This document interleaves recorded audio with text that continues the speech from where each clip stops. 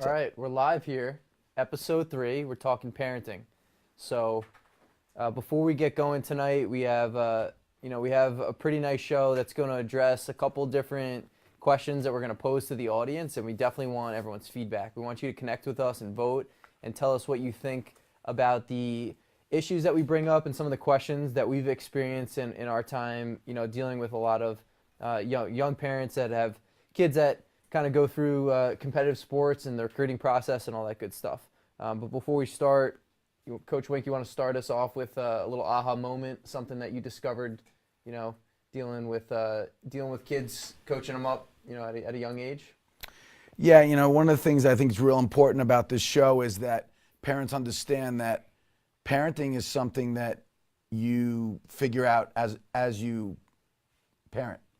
It's not like we have a handbook, and it's not like you're learning from your parents, you're learning from other parents. My aha moment was when Corey was in 5th grade, was coaching his youth team. It was Mother's Day, and we were playing at West Islip, a pretty competitive youth game. And I realized after that game that I hadn't played 4 young men much in the game. And I got home and I was so distressed by how I acted as an adult that I called each one of those families, spoke to the parents and the young men, and told them that would never happen again.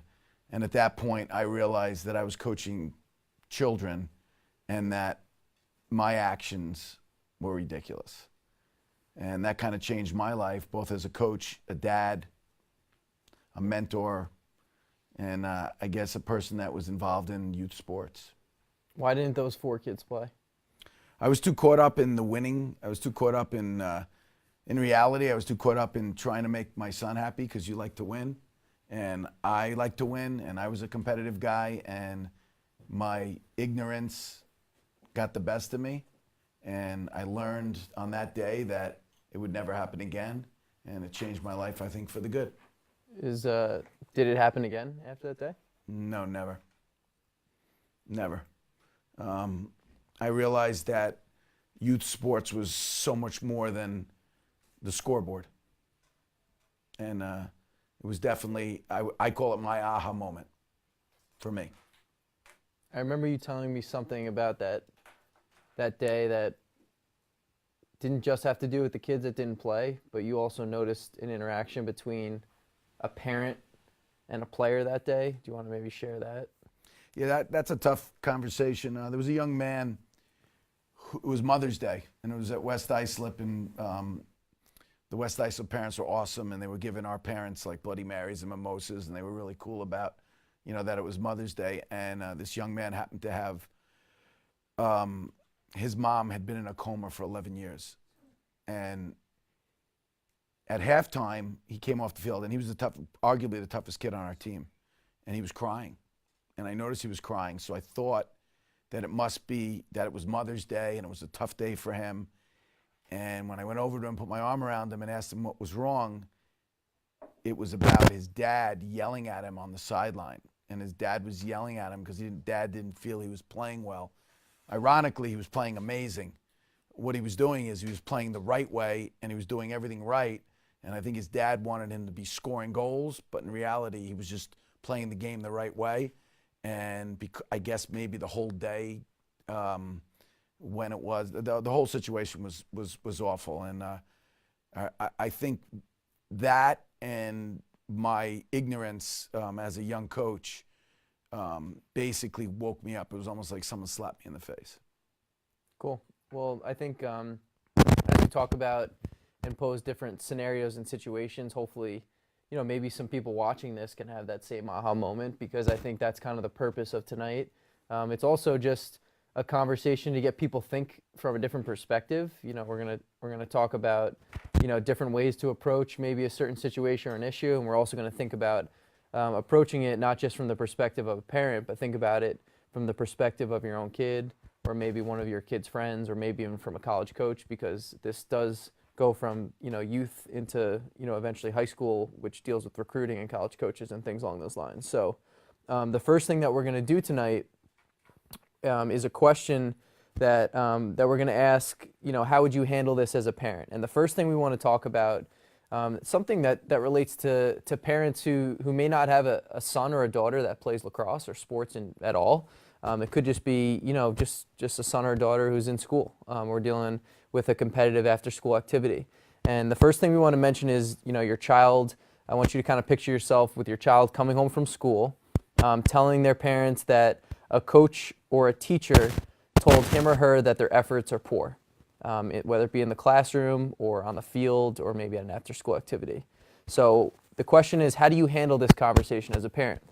All right, so the first way would be, as a parent, I'm going to tell my kid I'm going to go speak to the coach or That's A. the teacher right away. That would be answer A, and you can tell us if this is how you would handle the situation. You immediately go right talk to the coach or the teacher.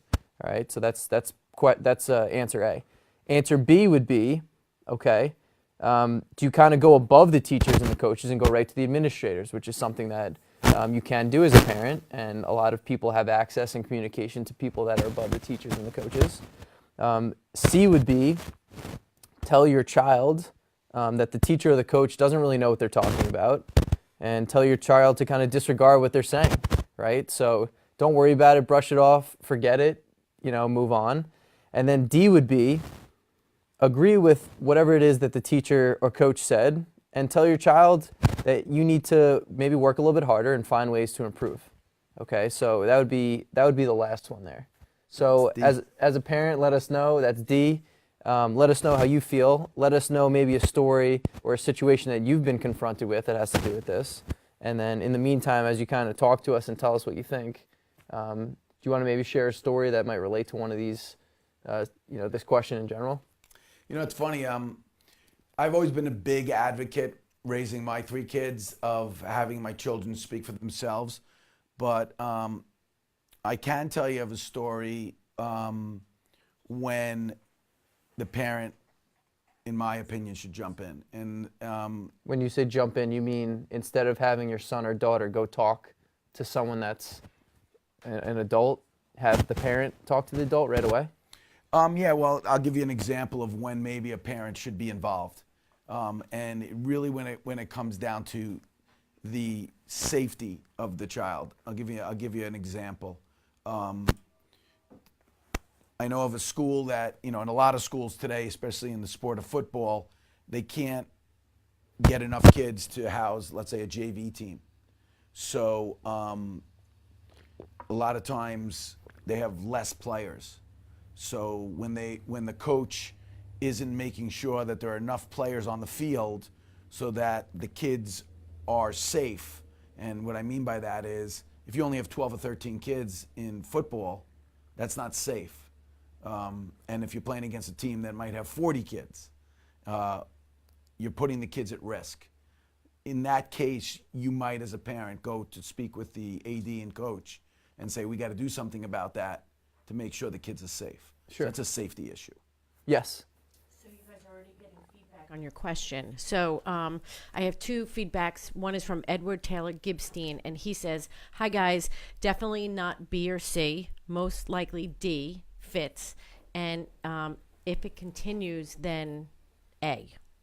So he kind of jumped all over. And then you have John edited, and he said, I've had situations like this. I ask my girls what they think the reasoning is behind the teacher's statement. So he took a totally different approach to it. And then John also said, generally my girls have an idea, meaning I guess like the kids have an idea on what was said. If they say they have no idea, then I'll reach out to the adult and ask. However, not confrontational just yet. That's interesting. I think that's very interesting. I think the best advice I could give all parents is, if your children don't understand what they mean by that, your child should go to the coach/teacher and ask. I think the problem in today's society is parents think they have to speak for their kid. I'll give you a great example. Last night we ran a clinic. The kids had to come in and check in. They had to walk up to me and say their name and the grade they were in. And I would say to the kid, I'd look right at the little girl, little boy, and say, can you just give me your name and your grade? And about 80% of the time, the parent spoke for the kid. Right. Do you think that this question pertains to, do you think your answer will be different based if they have a daughter or a son? It's a good question. Yeah, I think it's definitely a good question. I think this is a skill, right? The idea of speaking for yourself is something that both boys and girls should adopt and have. And I think, I know the one parent who commented mentioned, in a non-confrontational way, I think I might want to approach the teacher and talk about it. Well, if there's not a lot of confrontation, and here's an issue that can be addressed without anything getting escalated, and it doesn't have to deal with the safety of a child, and it really has to deal with the effort of a child and something they can do better. I think that's something that a young child can learn to do for themselves. I don't really think that's something a parent needs to jump in right away and speak for them about. I think whether it's a daughter or a son, and I think that can be a little challenging because your daughter might have a teacher that they might the perception of them that might be a little intimidating. Might be a male figure for whatever reason. They might be concerned about how they're going to react, which we do understand. But I think it's important, regardless, to kind of have them speak for themselves. I mean, you can kind of answer better considering you raised both a son and a daughter. How do you feel about that? I think you have to actually teach your child how to have a conversation Exactly. like that. Yeah. You can't just say, here, go and talk to them. They don't know the right questions. So maybe that first meeting should be the parent and the child and say, we're here because of this. So Or you sit with your child, right. and you act as if you're the teacher, and you guide them and you teach Right. them how to communicate. Because that's what we have to do. We have to teach them how to have, Cliff and I always say, sometimes we agree to disagree because we're not always going to agree on everything, but we have to respect Sure. that we both came from, whatever, and we have to agree to disagree. So I think on the same kind of form, you have to kind of teach your kid, like, this is how you have to go about doing it. You might not always get the answer that you want,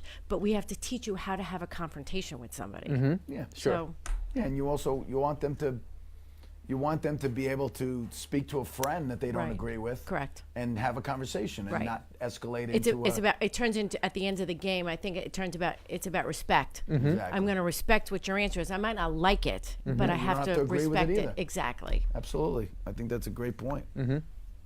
I think it's important that I think in the big picture that it's important that parents need to start to raise self-sufficient children.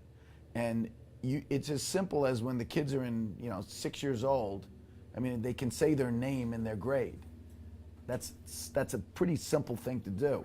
When you can't allow your children to do that, then you're not going to allow them to go talk to an adult at 14 or 15. Yeah, and have those complex, awkward, confrontational conversations. The foundation. Baby steps. Everybody's heard that. Baby steps. The kids got to take baby steps. They crawl, then they take baby steps, Right. then they walk, then they run.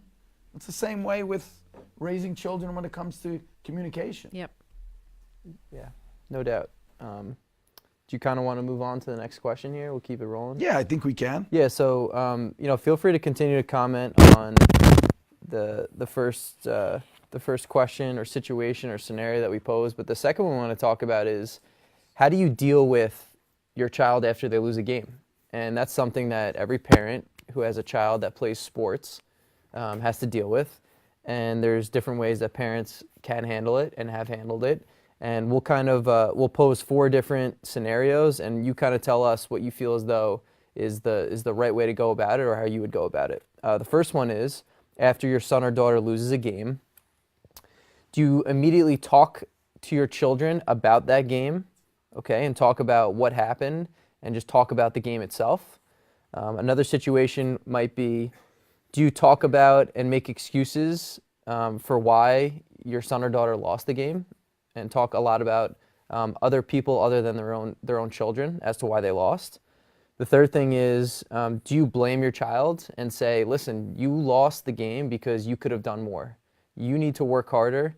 You need to do more and contribute more. And if you really want to be successful in whatever it is you're doing, you need to do more.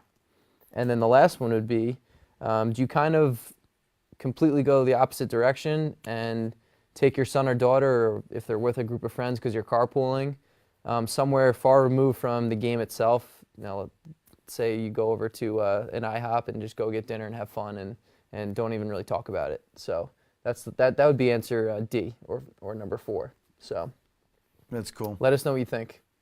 You know, it's funny, when you talk about this particular question, it brings back a conversation. It brings back something that happened when Corey was in 5th grade. No, I'm sorry, 4th grade. He was playing in a soccer tournament. I still remember where we were. We were in Rockland County. And It was too close to the show. they lost the soccer game. And you acted like a spoiled little brat. You were crying and you didn't want to shake hands. And I remember lifting you up off the ground and saying, go shake hands. And you shook hands, crying, sniffling, whatever. Afterwards, we get in the car and we were going to meet all your teammates at a local McDonald's. And I was like, you know, why did you act that way? And you talked about in 3rd grade, I didn't lose a game, blah, blah, blah, whatever. And I was explaining to you how how you have to get used to losing a game. You don't have to like it, but you have to respect it, and you have to shake hands, and all of the things, all of the good sportsmanship thing. And then we get to McDonald's, and you're with like 4 or 5 of your soccer buddies, and I was sitting with a bunch of the dads, and I look over at the other table, and the kids are sitting at one table, we're sitting at a table. And all the kids are having a ball. I mean, they're laughing, and I looked over at my dads that I was sitting with, and I said, it's the French fry theory. They were like, what are you talking about? I'm like, we're sitting around talking about what we could have done better as coaches so that we didn't lose the game. We're more upset than they are. They're eating French fries, and they forgot all about the game. So I think as a parent, you have to look at your kid, and you have to realize that they're children, and you have to allow them to be children. You have to allow them to be an 8-year-old or a 9-year-old or a 13-year-old, and stop getting so caught up in the competitive nature of what sports does. Yeah, when it relates to this situation too, I saw an interesting documentary the other day about Junior Seau, and he was one of the greatest NFL players of all time, one of the greatest linebackers. And an interesting part of the documentary, they talked about his relationship with his father and his parents in general. And their heritage is one in which you can never embarrass their family. And one thing that they talked about was anytime he lost a game, his father felt embarrassed for their family, and he always put blame on his son, saying he can do more, he can work harder, he can be better, and the reason that you lost is not because of anyone else, because it's your own son, because it's basically because of you. And I think while initially that might seem like something that's that might have worked because it actually drove him more and created this inner drive to become the best he could be, which obviously Junior Seau became pretty incredible as a player. It also drove him to think that the game itself of football was the most important thing in the world, which I think was actually, in the long run, really dangerous for him because, he suffered a lot of concussions and injuries, and instead of taking time away from the game and realizing, like, listen, it's just a sport, I have more important things like my family to deal with and my health, he didn't really think that way. He kind of just pushed through it, and it pushed him to a point where he was mentally unhealthy and physically unhealthy, and it caused serious problems for him, and he's no longer here. So I think that's something you have to be really careful as a parent. Yes. So this is very interesting, and it's the first time I've seen this. You actually have your Facebook listeners, watchers, speaking to each other. That's very cool. It's very cool. They're actually giving each other advice. It's very interesting to read what they're saying. But this one of your Facebook watchers named John, he has a question for you. So his question or his comment is, I'll let them digest the game a bit. They generally want to talk about it. I always highlight what I thought their strengths were and then ask them if they could have done something better. I'm trying to encourage my girls to be introspective without being their biggest enemy. Any advice? Interesting. Well, I know for me personally, as a young, kid playing sports with my dad coaching me for the most part growing up, I think, and even when I was in college, it was the same thing when you weren't coaching me. I never wanted my dad to approach me about the game itself and something that just happened. I always felt as though it was important for me to take the time to approach you about it. And I feel like you know, we definitely had that common ground. I think there was an understanding there, and that even though if we never really talked about it, I feel as though our best conversations and our most productive ones were ones when you kind of just gave me the time to initiate the conversation when I was ready. I'm not sure from your perspective, but Yeah, I mean, 100%. I think the most important thing is that you allow your child to absorb whatever it is, and you can leave sports completely out of this. It could be, you know, a school play. You know, they're in a school play and they forgot a line. I mean, do you have to go tell your kid that, you know, how did you forget that line? No. You allow them to deal with it, and when they're, I mean, I remember that in some of your greatest wins or greatest losses, you got to allow them to deal with it, and then when they're ready to talk, they'll talk to you. And that's probably when the conversation is the best, when they're ready to talk, not when you're ready to talk, because you're not the one that was in the competition or the school play. Sometimes it takes a little while, even as an adult. You have a bad day and you just go, I don't want to talk about it now. Sometimes it takes a little bit, and I think with children or teenagers, young, it takes a little bit more time to process because I don't think they know how to get it out. So they have to kind of formulate it, and then it comes out a little bit later. Yeah, sometimes they talk to their friends first and then they right. come to their parents, Right. you know, or they talk to somebody, you know, it could be their uncle, it could be their big sibling. Right. I agree. Interesting. yeah. All right, great. So hey, we'll move on to the last, you know, kind of situation here, scenario. We do have a couple. We have one video, and we have a picture or two that we actually want to show as we kind of talk about this stuff.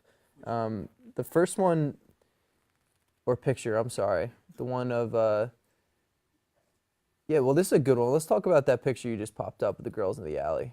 You know, here's an example of, you know, I know you really like this one because it's got really nothing to do with like lacrosse.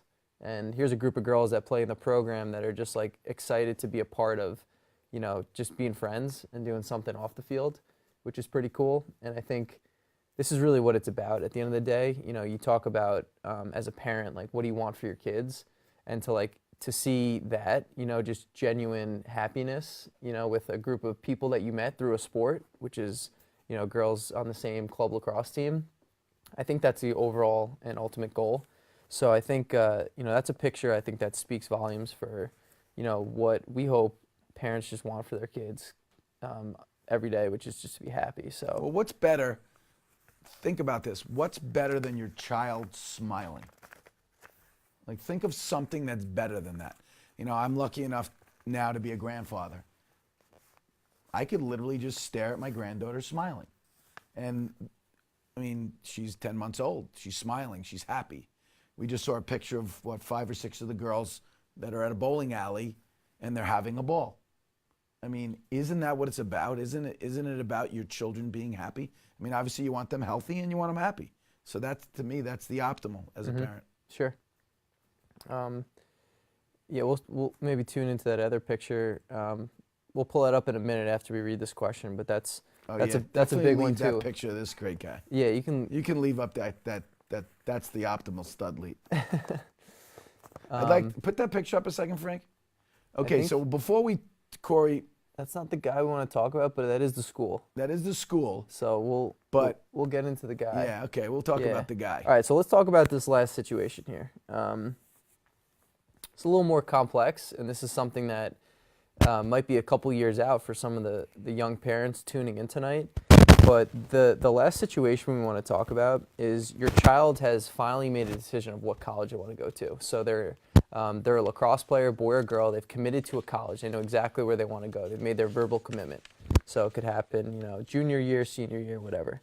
And you know, we're now, let's say it's their junior year, and you're approaching the summertime when you're supposed to play in a series of tournaments with your club team.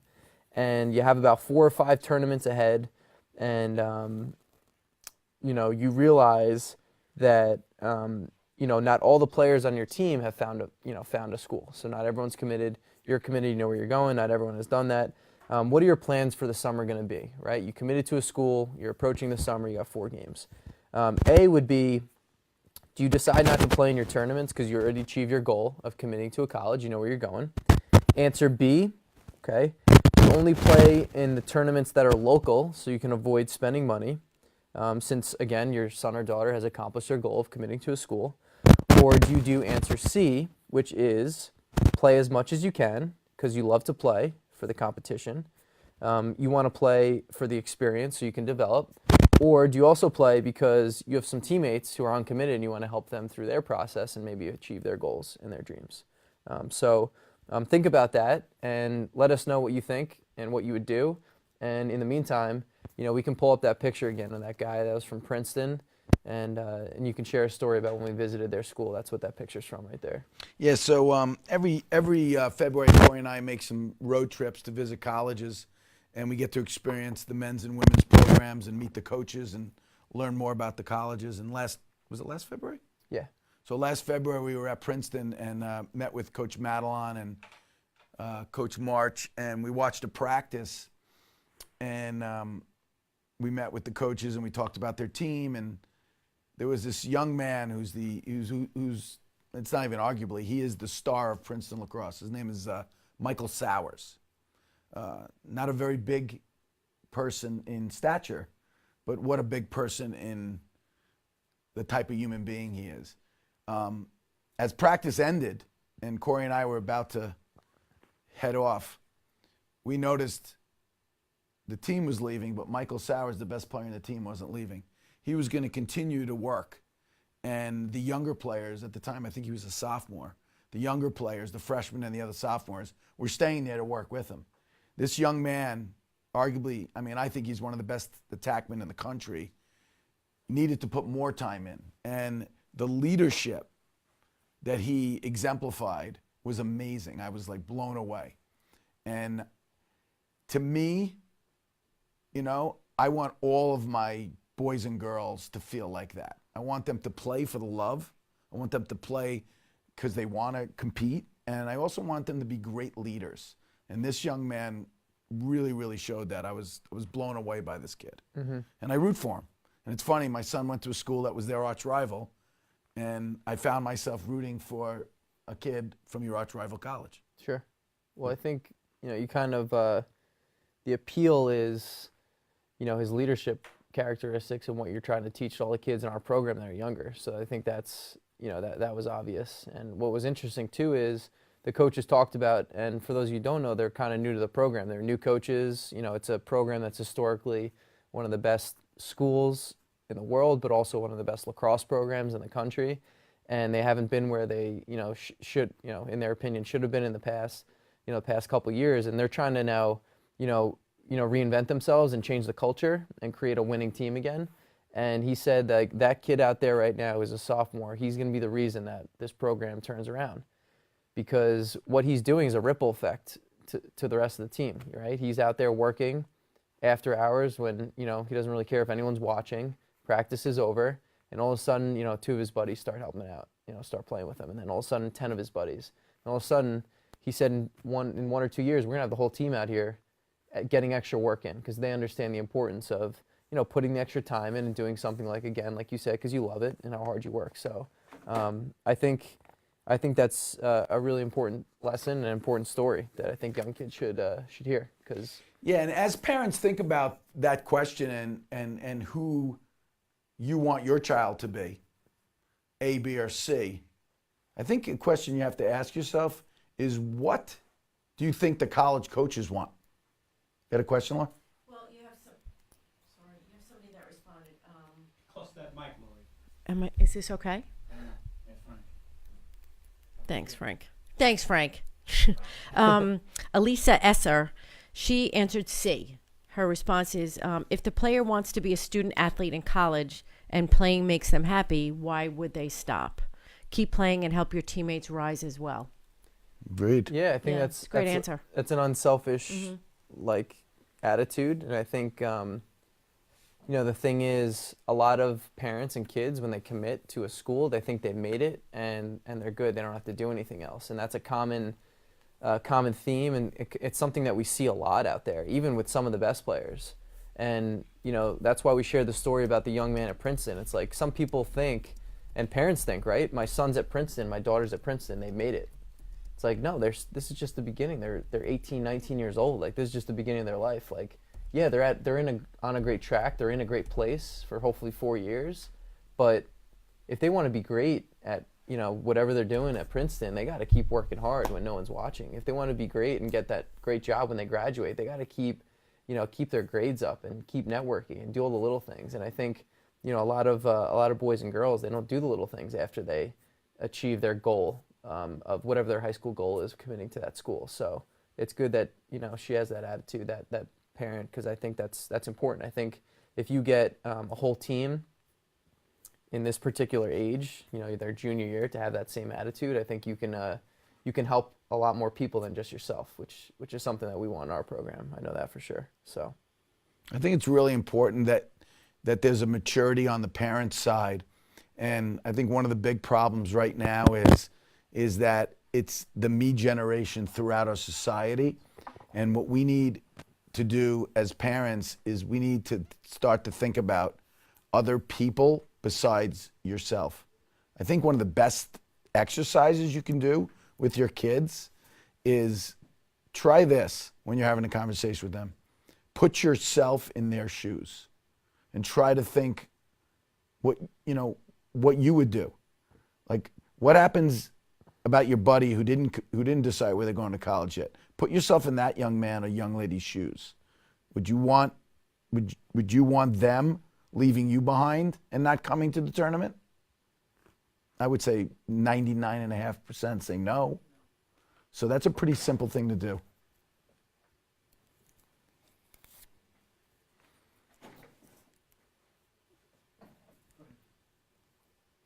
About what? No, I was just going to say, look at him when you're talking. No, I was talking to Laurie, sorry. He's tired. You're like looking at the opposite. I was looking at Laurie. Sorry, guys. I'd rather look at Lori too. I don't blame you. Come back. That is a good comeback. But I'd take her home. All right, but before we say goodnight, I mean, I want to read this, and I want to read this, and I'm not as Corey might say, preaching, and the reason I want to read this is because I started to talk about it, and I'm a big guy who likes to, when I have feelings, I like to write them down, and this is about parenting, and I started talking about it a little bit earlier. What is better than the smile of a child? Nothing. Stop the madness. Parents need to listen to their children and stop speaking for them. Your opinion is ruining your child's growth. If your child is safe and happy, that should be your first priority. Ask your child one question after they participate in an activity. Did you have fun?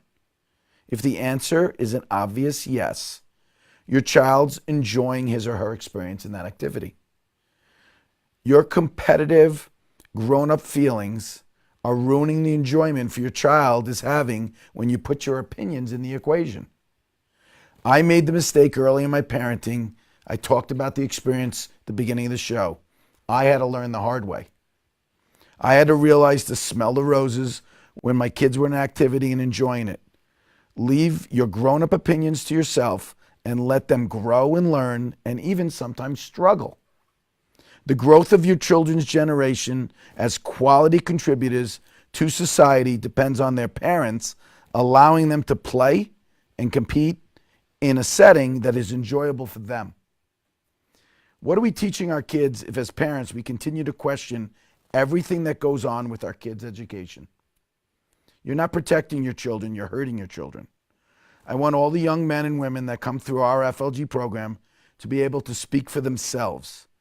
This starts with their parents allowing them to communicate with adults at a very early age. The overbearing parents of today are adversely affecting the children of today.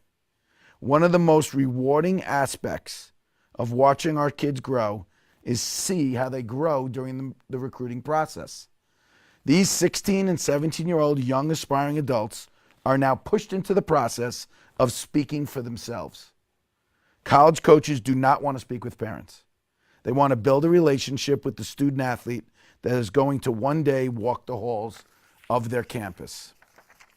Why do parents think they need to speak for their kids? As most adults learn, the best education is experience. No matter what subject you're speaking of, your knowledge of that subject is better with experience. You learn multiplication better by flashcards and the massive reps of studying the flashcards. This process is how your child is going to achieve high test scores. If they do not study and they don't do the reps to excel in the classroom, they don't achieve high test scores. Parents can't take the test for the kids. If you cannot take the math test for your kids, then why do you feel it is your place to speak to the teacher about the grade? Empower your son or your daughter, and they will reach great heights. Speak for them, and they will never reach their potential. Thank you. Very well said. Very nice. Amen. Have a good night, everybody. That's it. Just have a good night, everybody. We love you all. There Listen. you go. All right, so we'll talk about next week, right? Go ahead. Do a little housekeeping. A little housekeeping. Get out that freaking broom. Start cleaning up a bit.